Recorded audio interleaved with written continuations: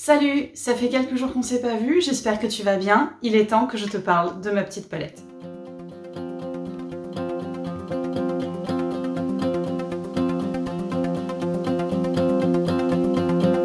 Alors tu vois que pendant le challenge 5 minutes pour une aquarelle, si tu l'as pas vu, je t'invite à aller voir quelques vidéos de ce que c'est. J'ai utilisé une petite palette. Ça a été un petit peu un mystère pour certains parce que j'en avais pas parlé avant sur ma chaîne. Et je mettais pas en description le lien pour aller l'acheter si jamais elle t'intéressait. Pourquoi j'ai pas fait ça? Parce que ce challenge 5 minutes pour une aquarelle, c'était déjà d'une part un moment pour toi pour pouvoir passer un petit peu de temps avec l'aquarelle, mais pour moi c'était aussi un crash test pour cette petite palette dont je vais te parler aujourd'hui. À la fin de cette vidéo, je vais pas faire comme avec le test de l'aquarelle de chez Lidl, parce que l'aquarelle, celle-là, tu as vu des démos déjà, tu as vu ce que ça donnait sur des tutos. Si tu n'as pas vu ce que ça donne, je t'invite à aller voir quelques tutos de challenge 5 minutes pour une aquarelle. Comme ça, tu vas voir un petit peu ce que ça donne. Dans cette vidéo, je vais juste te faire un test d'opacité. On va faire un nuancier et puis voilà, on va swatcher la couleur pour voir comment elle réagit. Allez, on y va! Alors déjà, pour commencer, cette palette, elle arrive dans un packaging en carton, donc moi ça me pose pas de problème que ce soit dans un carton. On va ouvrir cette petite palette, donc tu vois c'est de chez Sennelier, on a un nuancier derrière avec le nom des couleurs. Donc dans le challenge, j'ai chaque fois oublié le nom des verres, je les ai pas mémorisés. La palette en elle-même se présente comme ceci, c'est une boîte en métal et le support sur lequel se trouvent les godets est en plastique. Je te mets un petit peu plus près, les godets sont absolument fabuleux. Il y a un petit pinceau tout petit. Et là, on va commencer par swatcher. Donc je mets le nom de chaque couleur. Donc là, je passe en accéléré parce qu'en fait, c'est juste pour écrire les noms des couleurs. Et on va swatcher. Donc je mouille chaque godet avec une petite pointe d'eau. Et bah je vais décider d'utiliser le petit pinceau pour voir un peu comment il se comporte, pour voir s'il est souple, plutôt nerveux, enfin voilà. Ça a l'air d'être un pinceau de précision, donc il va pas trop garder l'eau. Donc je m'attends pas non plus à des miracles au niveau de la gestion de l'eau. Donc comment on swatch? On prend un pigment pur, puis après on reprend de l'eau au fur et à mesure, comme je fais là ici dans cette vidéo. Je passe en accéléré parce que en fait on va répéter l'opération à chaque fois.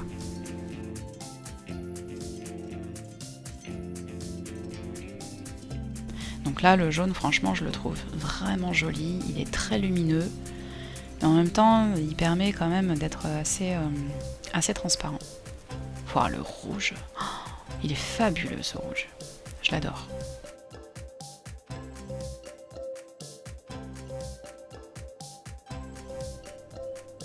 Ouais, il permet quand même de faire des jolis rouges bien criards, bien vibrants, et à côté de ça, des roses, il promet des jolis roses. Le bleu céruléone, donc ça c'est un bleu que j'aime bien utiliser pour le ciel ou des trucs comme ça, ou pour faire un peu une ambiance un peu glace, un peu glacée. Là quand je vais mettre beaucoup d'eau, ça va faire très intéressant pour faire quelque chose qui fait penser à de la glace ou du froid. Là, mon bleu outre-mer s'est mélangé avec le bleu céruléone. Bon, bah tant pis. Mais pareil, je l'aime beaucoup ce bleu. Le vert anglais. Alors là, le vert anglais, je sais pas encore. Au moment où je swatch cette couleur-là, je sais pas trop ce que je vais en faire. Mais tu as vu quand même que dans le challenge, je l'avais quand même pas mal utilisé. Le vert de vessie. Alors le vert de vessie, c'est, tu en entends beaucoup parler, c'est un peu un must-have d'une palette, et pareil je le trouve très intéressant. Le terre d'ombre brûlé, pareil c'est un classique, dans les tons neutres en tout cas c'est un classique.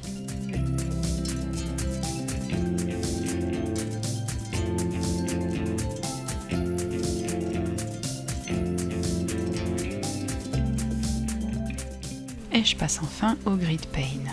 On va voir un peu parce que moi chez Nevskaya il a tendance à être très noir alors que normalement le Grid Paint est plutôt grisé, voire bleuté selon les marques.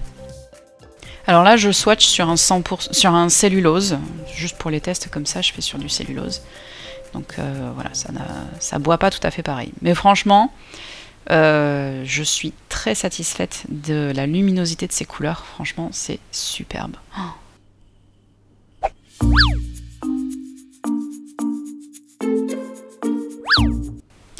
Pour faire ce nuancier, j'ai utilisé une grille que j'avais déjà dessinée il y a un petit moment, donc je vais me retrouver avec un petit peu trop de cases, mais c'est pas grave, pour cette fois-ci, ça ira très bien. Donc c'est du papier cellulose là encore, parce que pour tester mes couleurs, bah, je vois pas trop l'intérêt d'utiliser un 100% coton, un cellulose de qualité mid-gamme, ça suffit à mon sens. Donc comment je fais un nuancier ?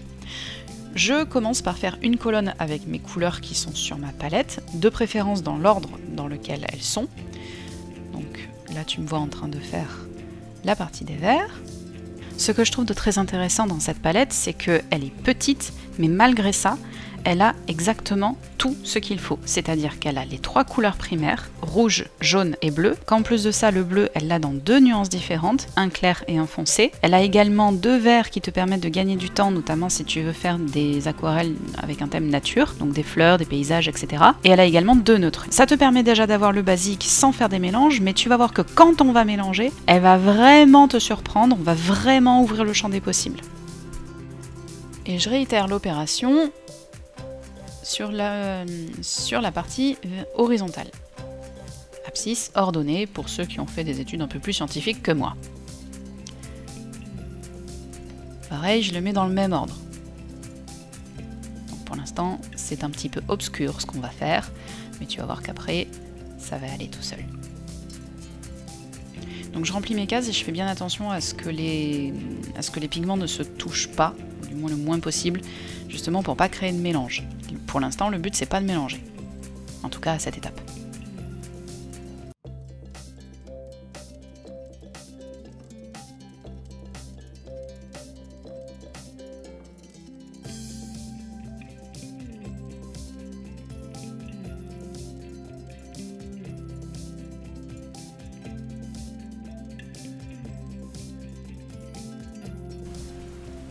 Ok, là, à partir de là, on va mélanger.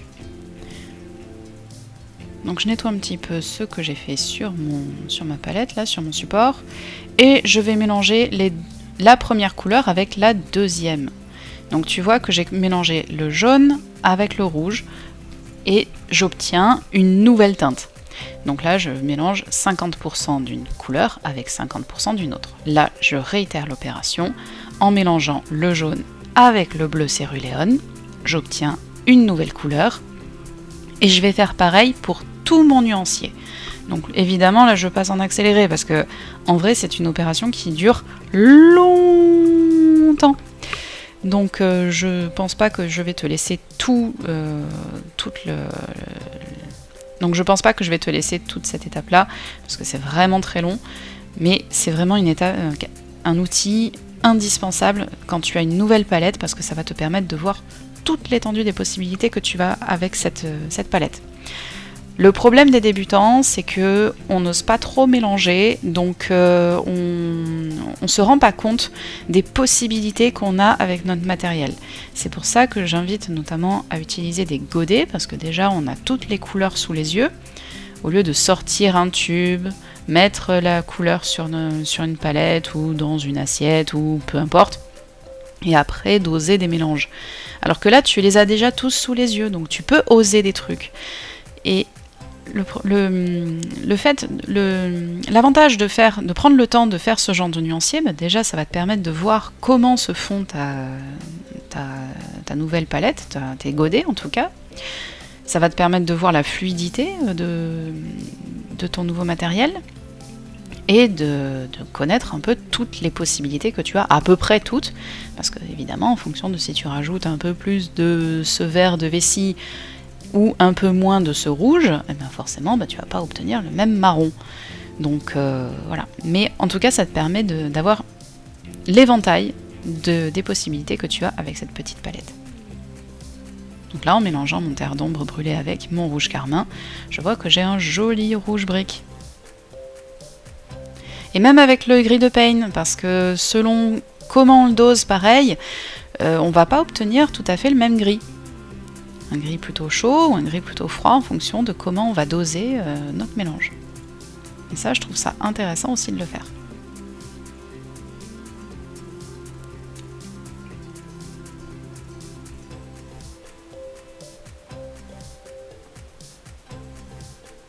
Tu vois, je trouve que ce vert là que je viens d'obtenir en mélangeant mon vert anglais avec mon bleu céruléon, il est hyper intéressant. Et alors celui-là, j'en suis fan. Le vert de vessie avec le bleu céruléon, j'en suis fan, j'adore. Je suis très vert en ce moment, j'aime beaucoup les mélanges verts. Alors là, tu vois que je corrige un petit truc là pour obtenir mon mouchoir à baver.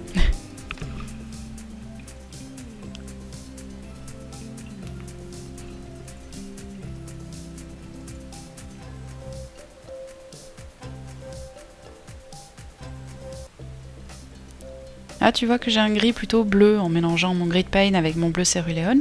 J'ai encore quelque chose d'autre. Donc voilà tout l'intérêt de faire ce genre de nuancier. Et je t'invite vraiment à le faire, tu vas voir, tu vas être surpris.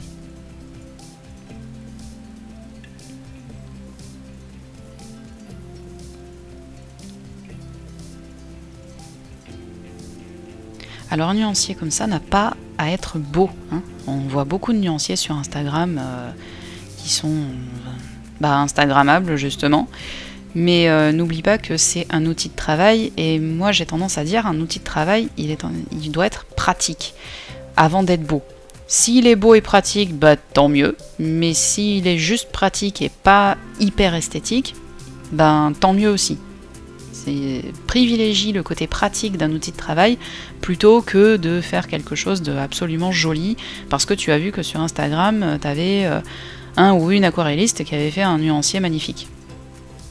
N'oublie pas que sur Instagram, on est là pour vendre de l'image aussi, hein, donc garde ça à l'esprit. Alors que toi, bah, dans ton atelier, dans ton bureau, dans ta chambre, ou peu importe, je sais pas où est-ce que tu peins, il faut que ton nuancier ou n'importe quel outil de travail soit pratique pour toi. Donc là, tu vois que mes bordures, elles seront pas forcément régulières. Mais en fait, moi, je m'en fiche un peu de ça. Parce que j'ai pas envie de mettre du scotch de masquage sur tout le truc. Enfin, déjà, ça prend beaucoup de temps de faire un nuancier comme ça. Si en plus, il faut rajouter du scotch, non merci. Team feignasse.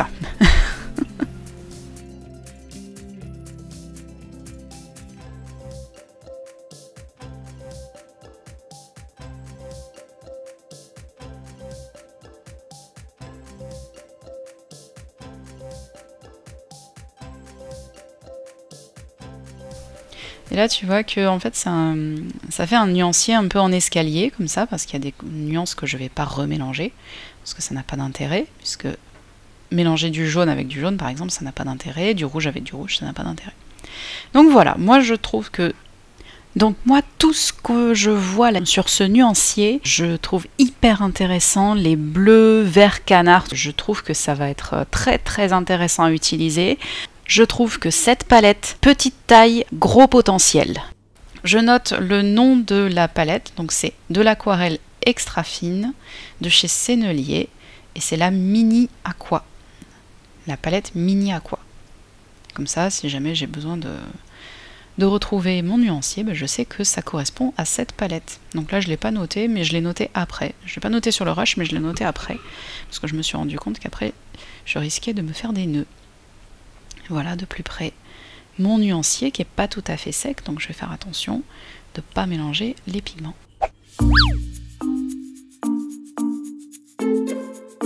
Alors, qu'est-ce que je pense de cette palette? Alors, je vais enlever le petit pinceau qu'il y a dedans parce que sinon il va se casser la figure. Donc tu vois qu'il y a vraiment l'essentiel en fait dans cette palette. Je lui reproche pas grand-chose, à part le fait que effectivement le support sur lequel sont les godets est en plastique un petit peu léger. Après, moi, ça me gêne pas plus que ça. Par rapport au fait que le reste de la boîte est en métal, je m'attendais à ce que le support dans lequel se trouvent les pigments, que les godets soient un petit peu plus costauds. Mais à part cette surprise-là, que des bonnes surprises.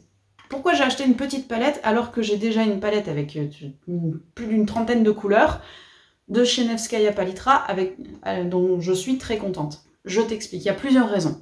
Déjà, la Nevskaya Palitra, c'est une aquarelle fine, ce n'est pas une extra fine. Et je cherchais une extra fine. Je voulais pas non plus m'équiper avec autant de couleurs que pour ma Nevskaya parce que j'en voyais pas trop l'intérêt. Puis en même temps, on va pas se mentir, c'est un budget. J'avais déjà entendu parler de sennelier. Je savais que c'était du très bon matériel, mais je voulais pas dépasser un certain budget pour pouvoir commencer à m'équiper en sennelier ou en autre chose. Je cherchais un petit peu la bonne affaire, si tu veux. Avec celle-là, j'ai été surprise du prix, parce qu'en plus, au moment où je l'ai achetée, elle était en promo, donc du coup, je me suis dit, je risque pas grand-chose. Au mieux, je suis conquise. Au pire, je reste un peu sur ma faim, mais je savais que j'allais pas être déçue avec une extra fine de chez Sennelier. Je l'ai aussi achetée parce que la mienne de palette, celle que tu vois d'habitude dans mes tutos, celle que tu as pu voir dans mes autres tutos, tu vois qu'elle est très grande et quand je filme un tuto, j'ai pas un bras suffisamment grand pour pouvoir avoir un plan assez large. Donc en fait, il faut que je trouve le juste milieu entre entre un plan assez large, mais en même temps, si je le fais plus haut, si je mets ma caméra plus haut, tu verras pas le dessin. C'est un petit peu dommage pour un tuto. Donc je suis toujours obligée d'avoir une partie de ma palette hors champ. Donc de temps en temps, il faut que je retire ma palette, que j'aille chercher la couleur que je veux utiliser dans mon tuto, dans ma composition, et qu'après je réinstalle mon matériel pour être bien installé pour continuer la démonstration. C'était pas hyper ergonomique pour moi, donc je voulais quelque chose d'un peu plus petit. Bon, là, je pense que je peux pas faire plus petit, à part si j'utilise uniquement les 3 couleurs primaires. Mais je voulais pas non plus faire ça, enfin voilà, je trouvais que avoir les 3 couleurs primaires, plus 2 verts, et au moins un neutre, pour moi, c'était le minimum. Je trouvais que c'était pas mal. En plus, elle est hyper petite, elle est hyper pratique, donc tu peux la transporter. Ça, c'est franchement génial. Enfin, je suis partie en vacances cet été avec. D'ailleurs, certains tutos ont été tournés pendant l'été. J'ai commencé à tourner certains tutos alors que j'étais pas chez moi. Et du coup, j'ai pu emporter ma petite palette. Et c'était super pratique parce que, format poche, quoi. Donc, super pratique à transporter. Très pratique pour les tutos. Et en plus de ça, elle a vraiment, à mon sens, toutes les couleurs pour pouvoir faire une composition vraiment intéressante. Et comme tu l'as vu sur le nuancier, elle a des couleurs qu'on ne soupçonne pas. Tu peux mélanger les couleurs et obtenir des teintes fabuleuses. Moi, il y en a certaines, elles m'ont conquise. Je vais les réutiliser dans les créas que je fais pour moi. Alors, pour conclure sur cette palette, rapport qualité-prix au top. Transport au top. Et voilà le petit pinceau que Sennelier fournit. On va pas se mentir, un petit pinceau comme ça, c'est pas super pratique. Mais bon, pour ceux qui font du carnet de voyage, pourquoi pas. Et puis en plus, il est très très fin. Donc tu m'as vu m'en servir pour une challenge 5 minutes pour une aquarelle. Je crois que c'était pour faire les oiseaux. Il fait le job, quoi. Alors si tu veux utiliser cette même palette, je te mets un lien en description où tu peux acheter cette palette-là. Ce lien n'est pas sponsorisé, il est traqué. Cette palette-là, c'est vraiment quelque chose que je te recommande, que j'utilise personnellement et que je vais continuer à utiliser. Parce que j'en suis tombée amoureuse. Elle est trop bien, cette petite palette. Je n'ai pas été contactée par la marque pour ça. C'est une recommandation que je te fais moi personnellement. C'est du très bon matériel. Je te mets un lien en description pour pouvoir commander cette même palette. Si tu utilises ce lien, je touche une petite commission de la part du site marchand. Ça n'a aucun impact sur le prix d'achat. Toi, ça t'équipe avec la même palette que moi. Et puis moi, ça me soutient parce que je touche un tout petit pourcentage de cette vente. Je ne te retiens pas plus longtemps et je te dis à bientôt pour une nouvelle vidéo. Pense à t'abonner, à activer la cloche et à mettre un petit pouce pour me dire si tu as aimé cette vidéo. N'hésite pas à me dire en commentaire si ce format te plaît, si tu veux voir d'autres tests matériels. Et puis, je te dis à bientôt. Salut!